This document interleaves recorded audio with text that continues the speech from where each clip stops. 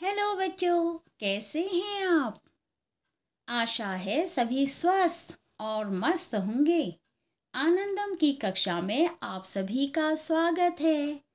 आज की हमारी कहानी है कबीर की सीख। संत कबीर लोगों को तरह तरह से समझाते थे। कई बार उनके समझाने के तरीके ऐसे उल्टे पुल्टे होते थे कि लोग उनके तरीकों को कबीर की उलट बांसियां भी कहने लगे थे। एक बार एक व्यक्ति उनके पास आया। उसने कहा, मेरे घर में और आस पड़ोस में मेरा झगड़ा होता रहता है। मैं चाहता हूँ कि झगड़ा न हो, लेकिन समझ नहीं आता कि मैं क्या करूँ। कबीर थोड़ी देर चुप रहे। फिर उन्होंने आवाज लगाई, जरा लालटेन जलाकर लाना। अंदर से उनका बेटा लालटेन जलाकर ले आया। वह आदमी भौचक्का देखता रहा और सोचने लगा कि इतनी दोपहर में कबीर ने लालटेन क्यों मंगवाई। थोड़ी देर बाद कबीर ने फिर आवाज लगाई कि कुछ मीठा दे जाना। इस बार उनकी पत्नी आकर मीठे की बजाय नमकीन देकर चली गई। उस आदमी ने सोचा कि शायद पागलों का घर है। दिन में लालटेन और मीठे के बदले नमकीन। वह बोला, कबीर जी, मैं चलता हूँ। कबीर ने पूछा, आपको अपनी समस्या का समाधान मिला या अभी कुछ सवाल बाकी है। वह व्यक्ति बोला, मेरी समझ में तो कुछ नहीं आया।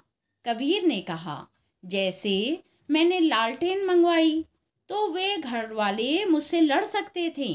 वे कह सकते थे कि इतनी दोपहर में लालटेन की क्या ज़रूरत है, लेकिन नहीं। उन्होंने सोचा, जरूर किसी काम के लिए लालटेन मंगवाई होगी। कोई मुझसे लड़ा नहीं। जब मैंने मीठा मंगवाया तो अंदर से नमकीन आ गई।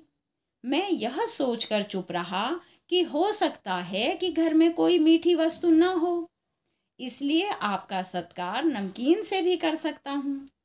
इसमें घर वालों से क्या तकरार करना।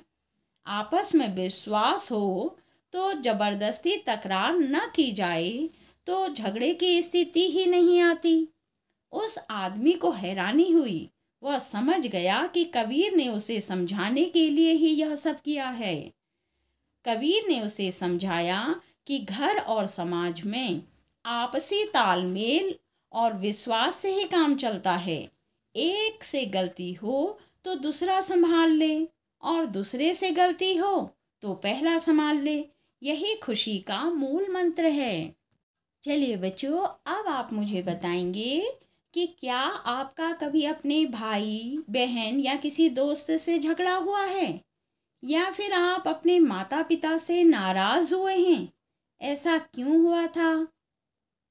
आपकी नाराजगी कैसे दूर हुई?